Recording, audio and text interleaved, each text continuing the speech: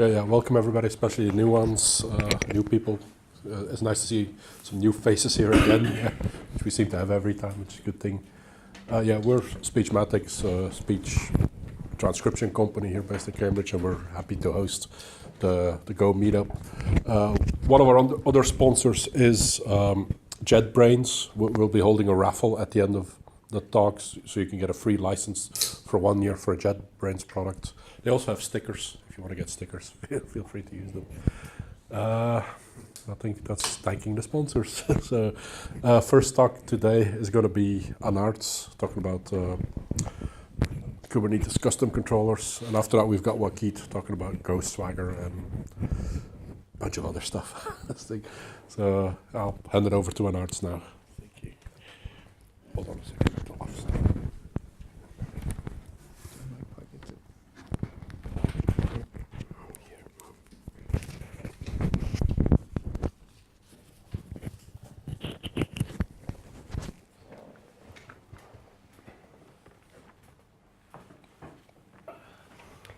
Yeah, so I am Anartz Nuin. I work here at Speechmatics as part of the engineering team. And so the talk today is an introduction to what are Kubernetes controllers, how can we write custom Kubernetes controllers using Go, and also a little bit about custom resources. So first of all, so what's a controller? What's a controller in Kubernetes?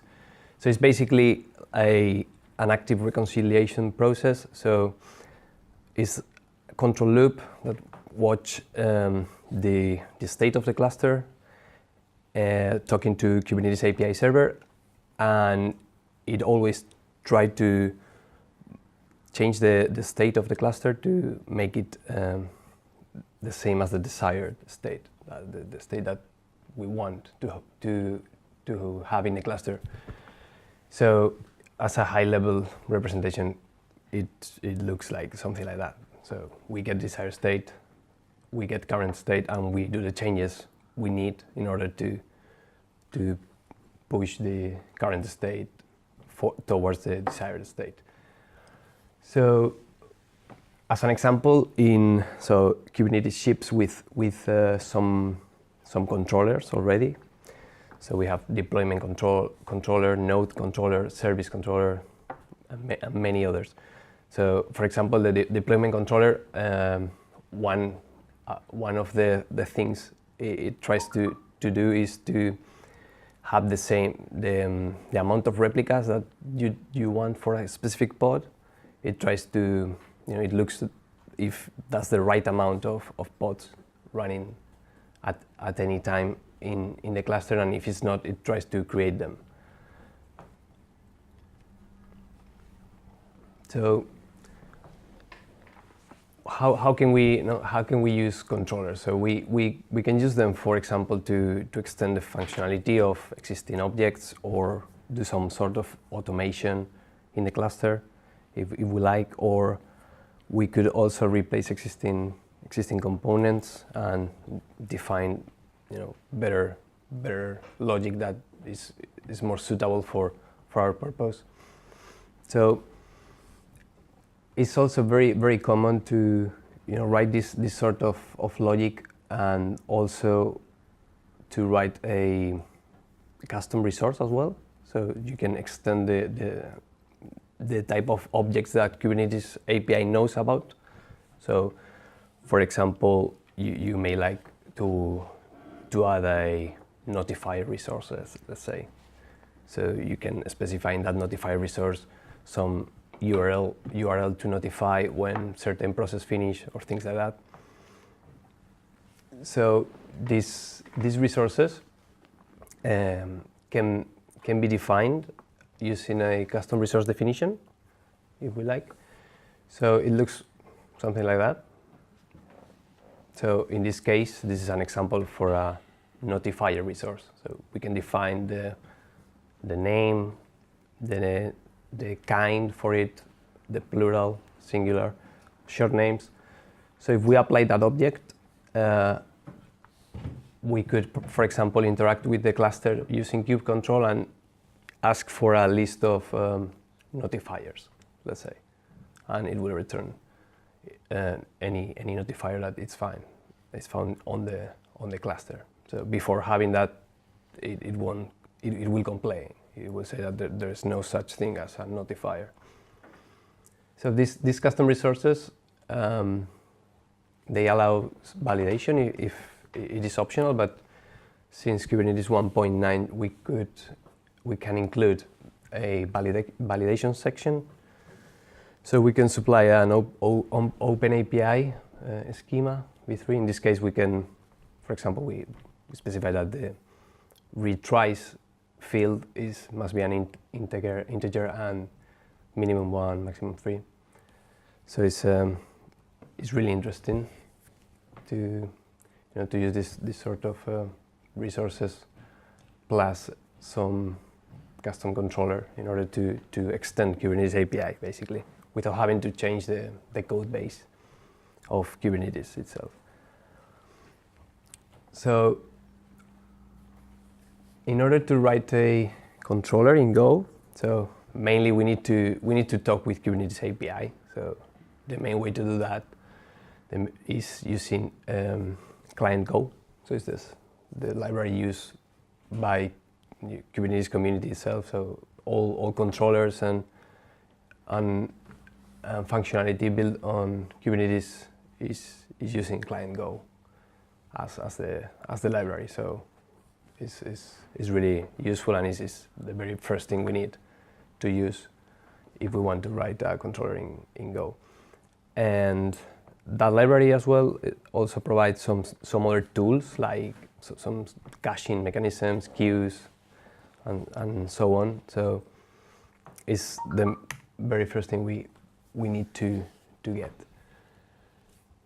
So in here we can see, like, depending on Kubernetes version we are running. For example, let's say we are running Kubernetes 1.12. So the right or the best choice would be to use client Go 9.0 in this case, because it will have all the features. So with other versions, maybe they have removed some feature from the server, and it will still present in the client, or the other way around. Maybe there are new features in newer clients that are not present in the server. So it's really useful to pin the version, the right versions for these libraries. So client Go 9.0 in this case, and API and API machinery should be 1.12 if we want the best compatibility. So I mentioned that this is like a semantic version 9.0, and here we need to use Kubernetes -1.12 for these two APIs, for the two packages. All right. So the first thing we need to do with the client Go library is set it up to talk with the Kubernetes cluster. So there are two main ways of doing that. So the most typical way would be using in-cluster config. So if our controller code is gonna run inside the cluster, which is the most common thing, we can initialize it with in-cluster config. And so every pod in the cluster has a service account by default. We could specify a different one, but by default it gets one. So it will know where to pick it, and it will be able to talk with Kubernetes API. Or this other option, we could use a kubeconfig file. We can give it a flag to this client command, build config from flags. We can use this kubeconfig flag in this example and give a path to a kubeconfig file. So it's the files that kubecontrol uses, for example, and it will load the configuration to talk to the cluster from there. So by default, it uses the current context that we have in that file. So this option is particularly useful if we want to develop, basically. So we can run our code in the laptop, let's say, and talk to an external Kubernetes server without having to pack the code in a container, write some sort of pod specification, put that pod in the cluster, and running the code in the cluster.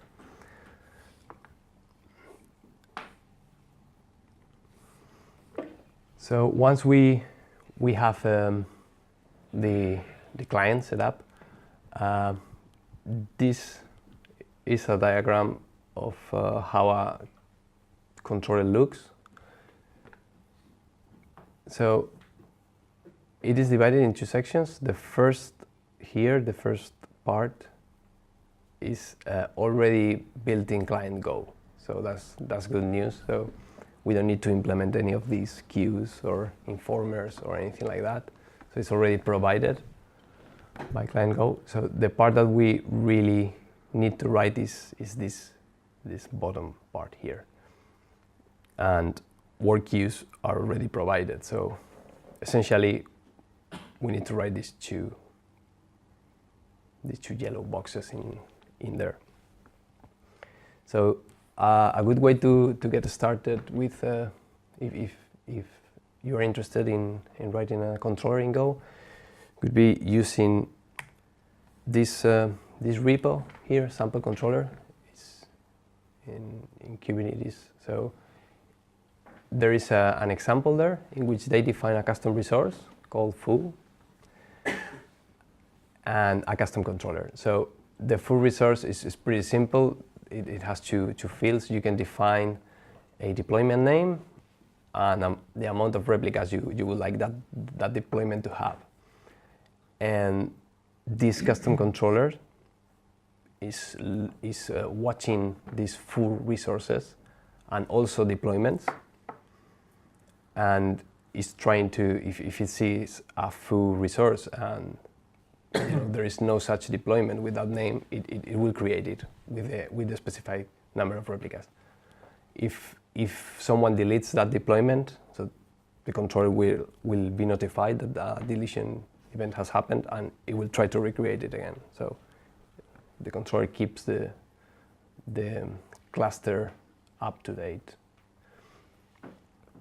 And since they define a custom resource here called foo, is useful to use code generation. So they are using a library for generating typed clients, informers, listers, deep copy, some helper functions for that specific resource. The standard Kubernetes resources, informers and listers and everything are already available in the standard libraries. So that's that example. I can show it now. So I'm gonna mirror display.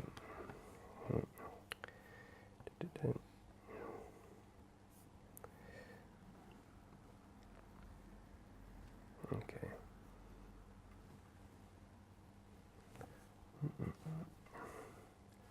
So here. Yeah. So right now I'm using a Docker for desktop with Kubernetes enabled. So here there are no deployments, and if I ask for full resources, it complains. It says that the server doesn't have resource type foos. So obviously, so we could apply. Sorry. Yeah. So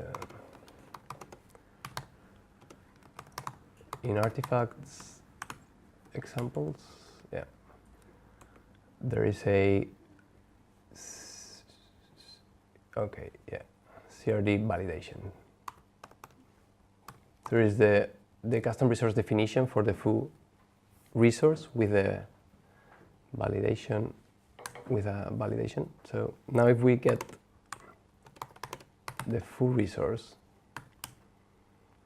it says that there are no resources found, but it knows that they exist.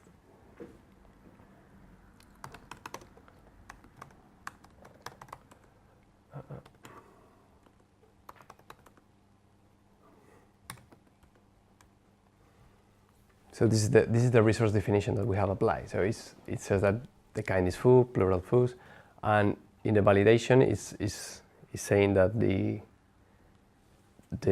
replicas must be an integer, and the minimum is 1 and the maximum is 10.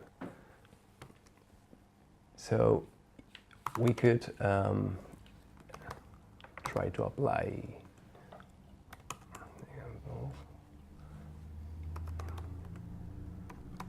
one full resource, like this one, for example. Yep.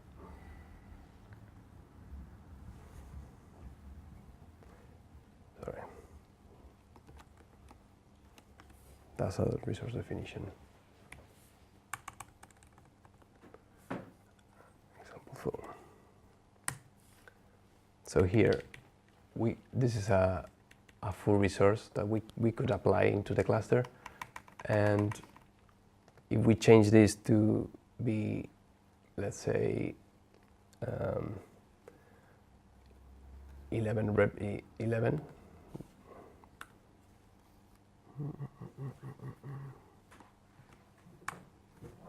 No, here.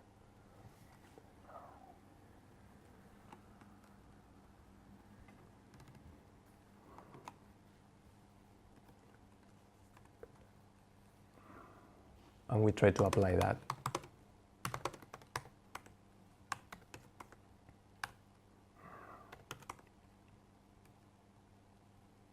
So Kubernetes complains, obviously, because it says the replica should be less than or equal to 10.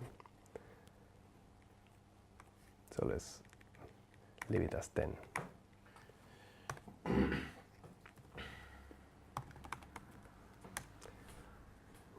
And if we reapply it again, so now if we list foos, there is a example foo there that has been created. So I'm gonna delete it. Can you describe it? Yeah.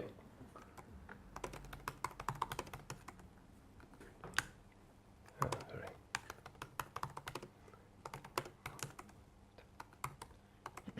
Typo.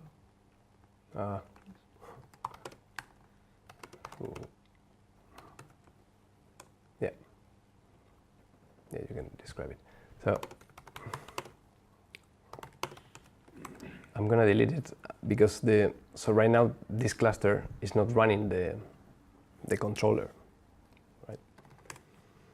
So I'm gonna launch it on. I'm gonna run it on my laptop.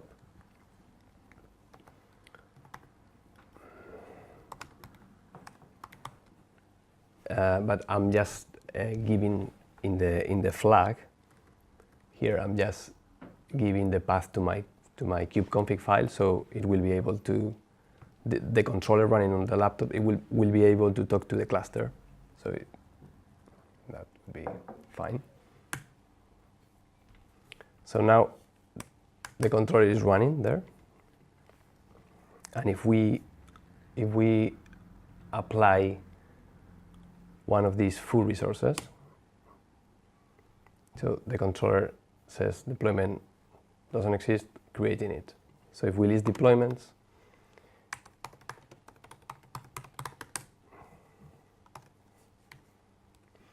we see that a new deployment has been created. So it's 14 seconds. And if we try to delete it,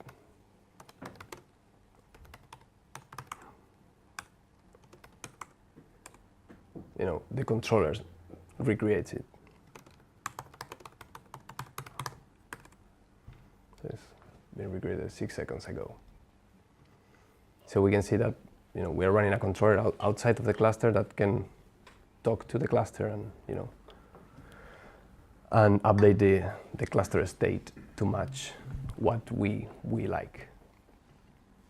So this is I think that this is a really nice example to start with. So if you guys want to have a look at that repo, it's pretty good as a starting point, I think, to get started with controllers. And there is also some other projects for building controllers, like Cube Builder. I haven't played with it, but it looks pretty promising. So it looks like, you know, it bootstraps some sort of directories and do some code generation for you, and it looks like a pretty good option for writing Kubernetes controllers. So yeah, that's it basically. I don't know if you have any questions. So what can be a real life example of a deployment getting deleted? Yeah, that's a pretty silly example maybe, yeah, because deployments getting deleted. Yeah, not sure if how can that happen. I mean, maybe, Yeah. but yeah, there are some other. I mean, there are many projects that are using like custom controllers and resources. Like for example, there's one called Agones, for example, is one of them. What is it? And show. I'm gonna open it here.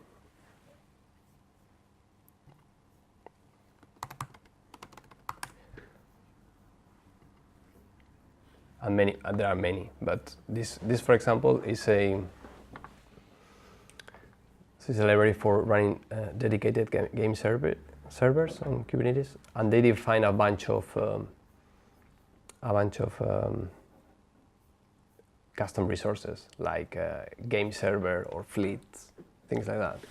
So yeah, they improved they changed a little bit the cluster autoscaler controller, so they take into account like you know, the nodes that are hosting matches, so people are playing. So if there's need to scale down, you know, they don't kill those nodes and things like that. So yeah, those are more real life examples. Yeah, the sample controller is just an example. So, yeah.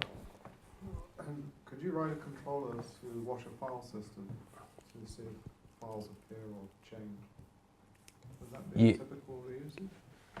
You could, yeah, but yeah, I mean, the controller will be packed into a pod usually, running in a cluster. So you will need to mount the file system, and yeah, you can basically any Go program, or not even Go. I mean, you can write even the controller on any language basically. But yeah, you can do that.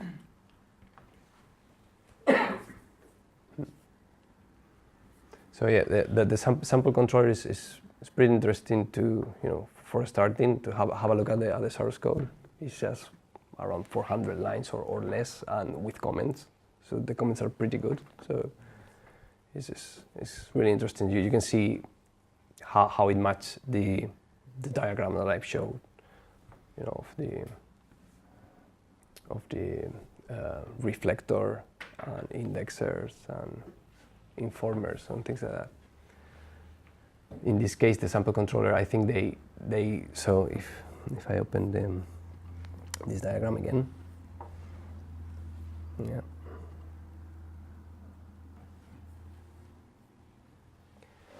So it is using this caching. So this is a store in memory. So every time that an event happens on deployments or foo objects, they go through this queue and they get indexed by namespace and name as the key. The triangle is like the key. So it's indexed by key, and then just the key goes to this work queue, and they run 2 Go routines that consume from this work queue to process items. So when they need to process the item using the key, they go to to the local cache, and they get the copy of the object. Yeah. So they explain all this in the comments, and it's a pretty good example. So yeah. When they need to update the object, they never update the cache because that could invalidate some other readers. So you always use deep copy functions. So the code generator generates those for the full resource. So yeah, all that is there. It's less than 400 lines of code, I think, and it's pretty interesting, this sample controller. Yeah, this project. Yeah. Does it process what is on the work queue sequentially, or is that? Yeah, I mean it is a queue. Yeah, Yeah, so but they go.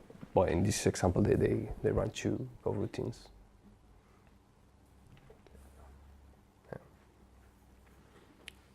and does it do any rate limiting? Yeah, there are many.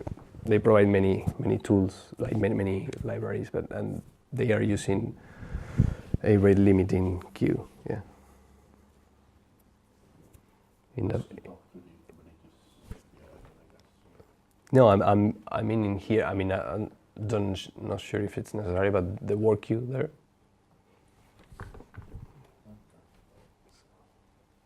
It's rate limited. So. Anyway, the client Go itself, the client library, it has some rate limiting as well. So the queries per second you can fire, in order to not hammer Kubernetes API, because there could be many controllers. It's rate limited. I mean, by default is 5 queries per second, but you can change that here. When you get the config, you can change that QPS to be higher if you like, maybe not too high. Yeah. So yeah, that's it. Do you find question? the client easy to work with, well documented, intuitive? Yeah, it's reasonably well documented. Yeah, and yeah, easy. And it's not too hard, and there are some examples. So.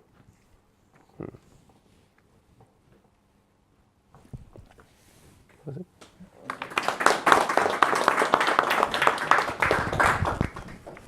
All right, hi guys. I'm Waquid. I also work on the engineering team here. And today I'm going to be talking about OpenAPI specs and a tool called GoSwagger to use it. So I'm going to mainly I'm going to show you guys around an OpenAPI spec, what it does and why you should use it. And also I'll give you a tour of GoSwagger and how it integrates with OpenAPI spec. And then I'll show you guys how we use it at Speechmatics. Okay, so OpenAPI spec, it's a interface definition language. So you basically write YAMLs to describe your Restful APIs, and it's pretty well.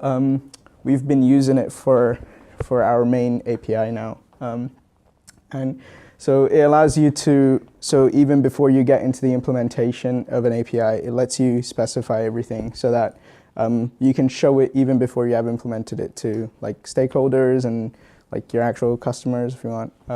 And so it basically, it lets you get feedback earlier as well. And then it's also quite useful in the actual development workflow as well. And that's where I'll show you guys GoSwagger. So it contains, OpenAPI basically a working group under the Linux Foundation, and they're responsible for actually speccing it, so like how it should be written and stuff. But then the other big component is the tooling around it. If there was no tooling, it probably won't be that attractive to use, as the tooling is kind of what pushes a lot of people to use it, especially like the auto generation and everything. And because it's YAML, can be understood by machines and humans. So we live in a world of YAMLs now. All right. So it actually started off as Swagger, and so Swagger was like a product that came out of this company called Smart Bear, who does like testing. They test APIs and they test like software in general. And basically, it started picking up traction. People started seeing it, and then they eventually donated it to the OpenAPI initiative, which was created once people started using it. And then, so Swagger is, when you refer to Swagger, it's actually v.2. So the first version and the second version is still referred to as v.2. But then since it was donated to the OpenAPI initiative, they did a massive change, and it's called the 3.0 spec, and that's usually referred to as the OpenAPI spec. So it can be confusing sometimes. So tools like, for example, GoSwagger, it's called GoSwagger because GoSwagger implements the version 2 of the spec. So I'll just show you guys the. So this is like Swagger, and basically they've got. Let's see. So they're a company, and they do have commercially they do sell tools around Swagger, like Swagger Hub and Swagger Inspector, but most of the other tools are open source. And so you have Swagger CodeGen, which is a Java application that does a lot of the code gens. It supports a ton of languages. There's Swagger UI, which can be useful to show people that don't want to just see code. And also there's Swagger Editor. It's where you can write your Swagger specs. And this is the OpenAPI initiative. So they're mostly just a working group. And I'll show you an example of a Swagger UI. So this is one of the examples that Swagger shows off. And this is what it looks like. So you have your main objects, and then you have like all the endpoints for working with it. I'll show you guys more details when I think. All right, so why should you use it? So mostly there's a lot of tooling around it. Another reason is it can be a single source of truth. So it lets you put your specification in like a Git repo so that it can be versioned, tracked, and then you can also, it's easy to like see when changes happened and things like that. And also enforces good practices from the beginning of your development cycle. So GoSwagger is an implementation of the v2 of the OpenAPI spec, also called Swagger. That's why it's called GoSwagger. And so once there's two modes to it. So you've written your spec ahead of time, and then you can generate clients, servers, and also under the hood, it also generates structs for the data models that you have in your spec. And there's the other way, which is you write a lot of code, you annotate the code in a specific way, and then you run this tool against it, and it'll generate an OpenAPI spec for you. Most of today's examples is the first case where you have a specification ahead of time. And it's an open source tool, and it's production ready. We've been using it for a while now. So, all right, so let me show you guys what a spec looks like. So this is like I've collapsed most of the things so it's more easier. So you basically specify like version, and then there's like there's some metadata about your actual spec, and this is mostly for UIs to consume. But importantly, so you first specify what kind of API. So most of it's like JSON based, and then you also say what it produces. And then the key part is the paths. So this is how you define your paths. So for example, this is the pets path in that example that I showed, and you can specify the different verbs. So like get, and you can write descriptions and things, and this helps in documentation. So you can, when you're generating documentation using the spec, it would like put in these descriptions into it, and then there's different tools that do that as well.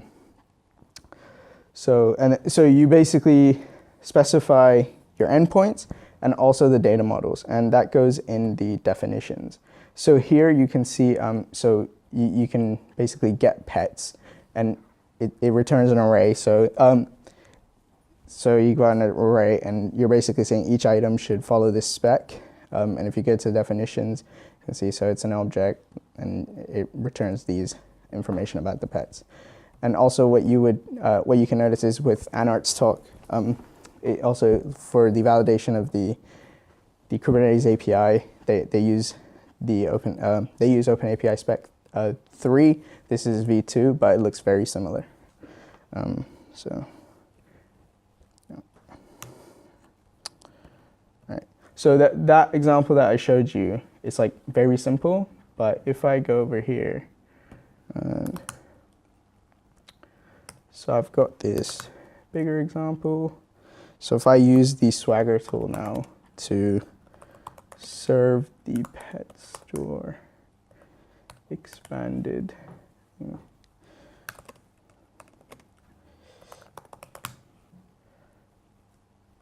Oh, press server.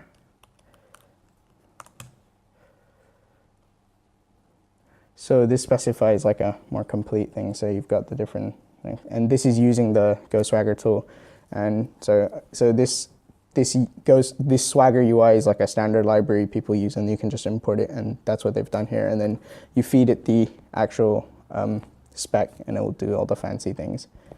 Let me go back here. So that was that. And then, so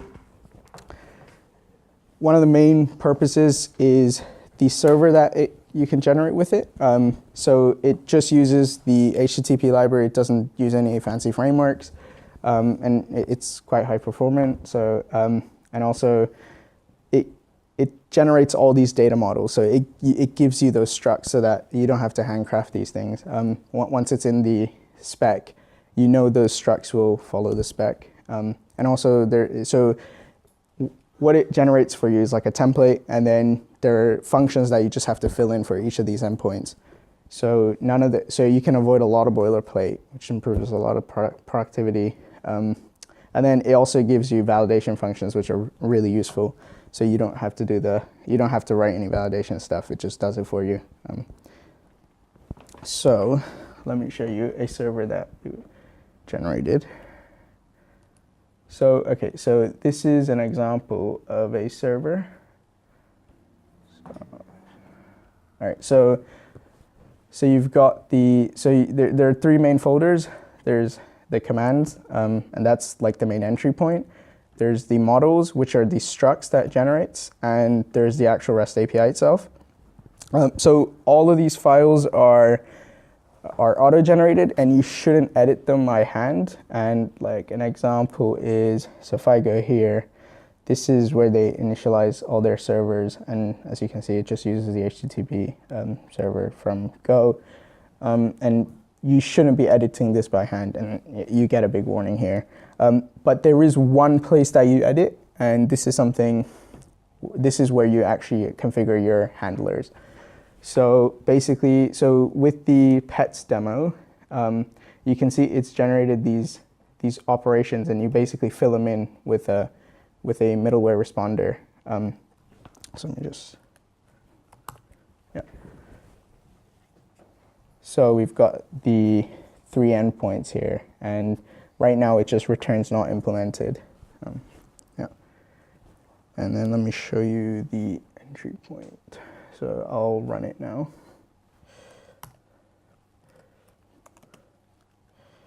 To pet store. So if I go to the command, so I've built it already, and I have a binary for the server. And if I, yeah, so these are all things that come out of the standard. This all comes out of Go Swagger. So you can specify where you want to host it in the port. If I do that, so let me just, I've already got it listening on that port. So if we just go here, localhost 8080. Yeah. So we get, this response comes from the Go Swagger server. So it basically doesn't have a slash path. If we go to /API/pets,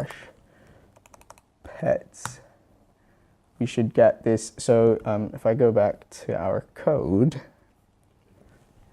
Yeah. Oh, yeah. So if I go back to our code, so I have, so for find pets, I've actually filled in the handler, and all I do is I create this array of pets, and this model comes from the auto-generated stuff. So you basically return a pointer, but let me show you. So these all come from the actual generation. So it gives you all the structs, and it's really nice when you have. I'll show you an example later where you have big specifications and you have different systems consuming parts of it. So it's really useful when it's consistent in the structs that you use. So when it passes around, you don't get anything go missing. And it also comes with validation functions for each of those models that it generates. So, let's see. Can I ask you a quick question about Yeah. generated code? If you have things like length constraints on strings in your Swagger schema, Yeah. is the code generation clever enough to validate the length of the strings as well?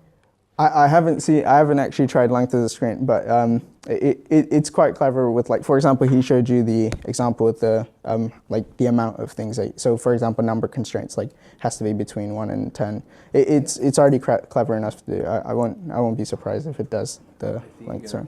regex as well for strings. Okay. So it's quite extensible, so especially when you have the power of regex. So let me show you So now so I've already generated a client as well. So you same process as generating a server.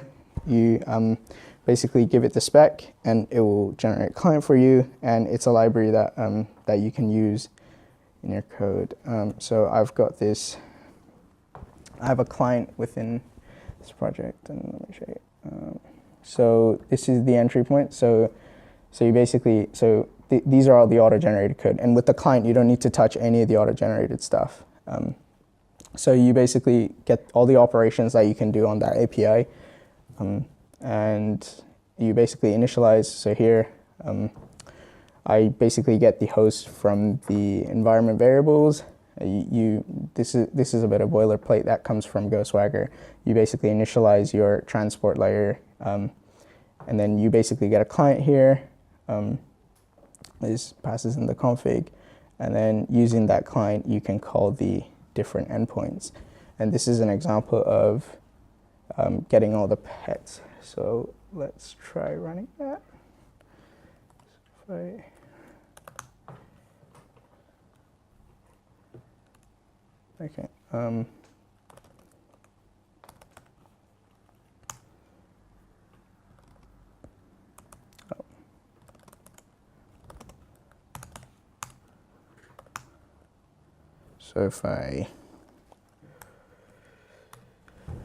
So I've set it to 8080, and then it just runs that bit of thing.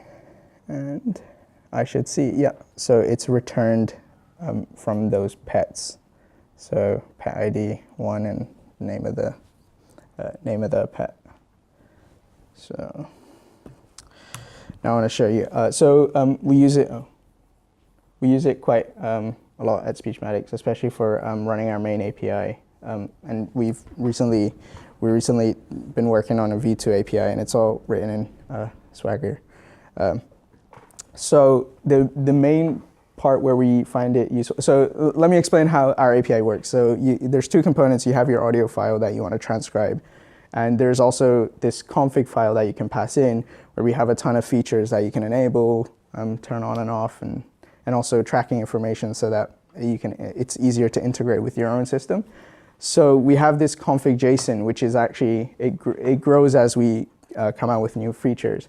And it's been really useful to have that written, swaggered out, basically, because we have a lot of systems that use that config JSON. So, and all those systems are not owned by the same team, so it's really hard to manage that config JSON. So because it's swaggered out, we can actually auto-generate everything in all the different systems and different teams, so that it's like consistent between all of them. And so, for example, you don't need to handcraft a bunch of Golang structs and then do the same thing in Python. This will take care of you. And because we have different languages across different teams, because we use Swagger 2.0, it has a lot of tooling around it. So the people that use Python use the CodeGen tool that works with their environment. And Go Swagger was the solution for us in Go. So let me show you guys what a config JSON looks like. So, all right. So we've got, so we have like a jobs endpoint where you basically pass in a data file, which is an audio file, and the config JSON, which follows this job config model. And in our definitions, so it's, as you can see, it's quite big. In our definitions, we have this job config, and we have like different things about it. For example, if you don't pass in a data file, you can actually point us to a URL, and we'll do the fetching for you.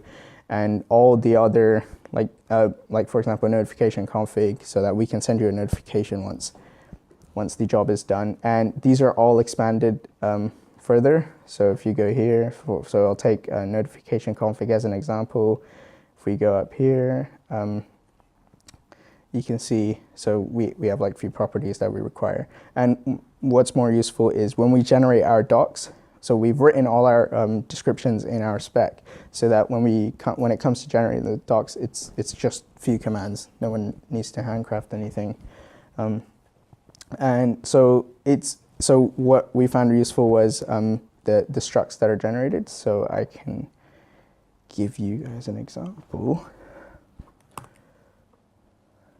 So you can tell Go Swagger to just give you the models that are defined in the actual spec. So it doesn't require you to bring up a server or a client. You can just ask for the models.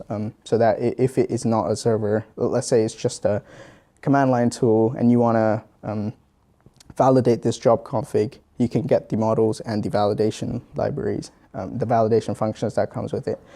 So that big thing turns into a bunch of code, and you don't need to handcraft any of the validation, any of the structs. And it also integrates with all the JSON, the JSON stuff that happens in Go. So for example, like omit empty and things like that. And it's been really useful. All right, that's it. Any questions? Do you version control the Swagger independently from the code? Yes. So that's something. So I've seen other code bases where they do it differently, where they have a spec within the code base of the server, and it goes together. Where we have a separate repo where we keep all our specs for all the different services we own. So it's like you basically have visibility of everything, and that. So whoever's writing code can just pull the appropriate JSON statement from that repo. Yeah. So you can embed different. So one of the problems we found is actually doing the. So there is no packaging system for specs. So actually transporting it to the Git repo where your actual server lives is one of the challenges. For a lot of repos, we just sub-module things in. Yeah. Another pain point that so if anyone wants to start using it, another pain point we see is the whole OpenAPI Spec 3 and the Swagger 2. So we've been using Swagger 2, where in OpenAPI Spec 3, there's a lot of fancy things that would be really useful. But the problem is the tooling hasn't caught up. So it's relatively brand new. So when you want to write fancy things in your spec, you see it in the OpenAPI Spec 3, and then it just doesn't work with the old tooling. So the tooling is slowly catching up, but once it's all caught up, it should be a good environment to work with. Is it safe, or sort of how much experience you have of regenerating code in the light of a change to your API spec? So if you add or remove a field from an entity, can it safely regenerate your Go types for you?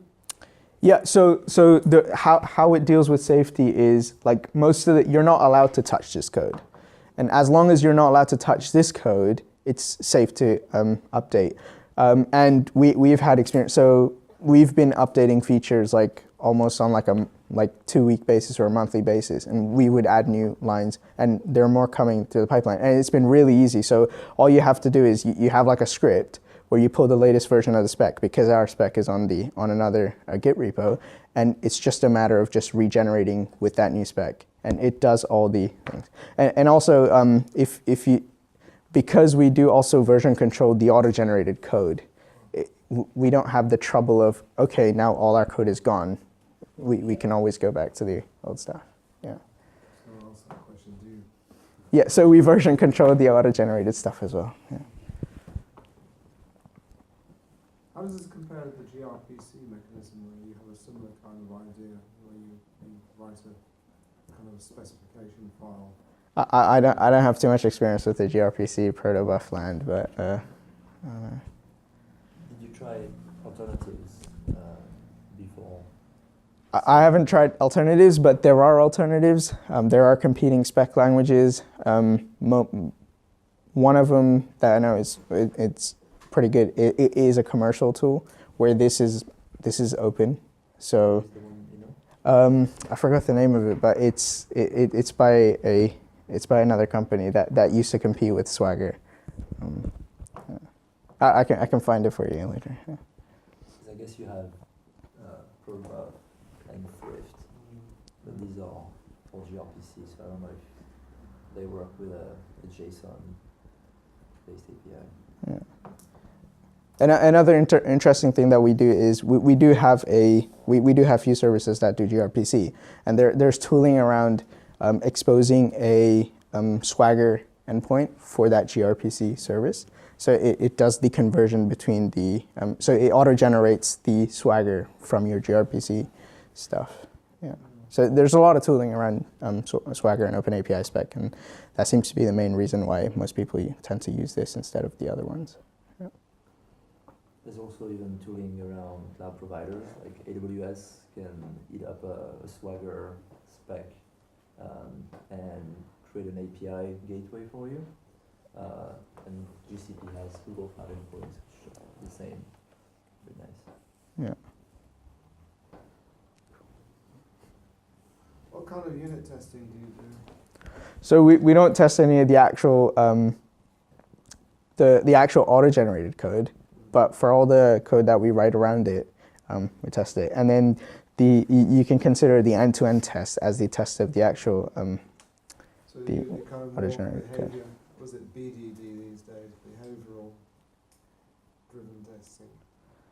Yeah, you test the behavior rather than trying to get 100% code coverage. Yeah, yes.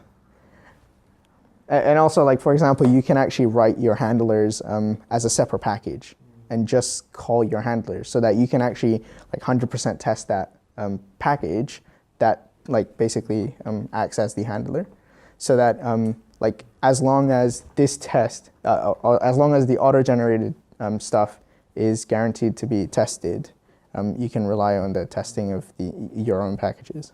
Question of trust, isn't it? Yeah.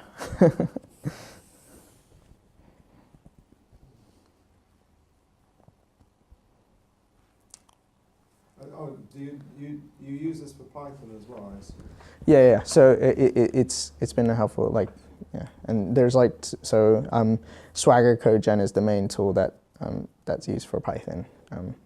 Go Swagger was the thing is Swagger CodeGen also supports Go, but it's not really that good, and that was the main motivation from the developers of Go Swagger as well.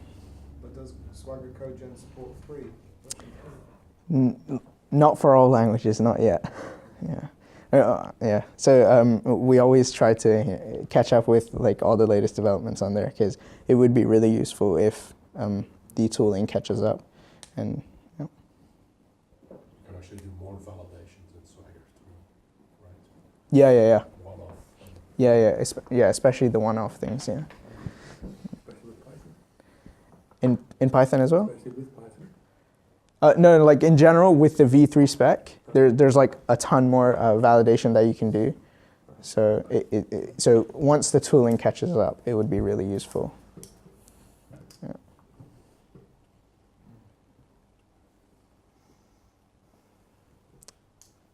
That's Thank it. you.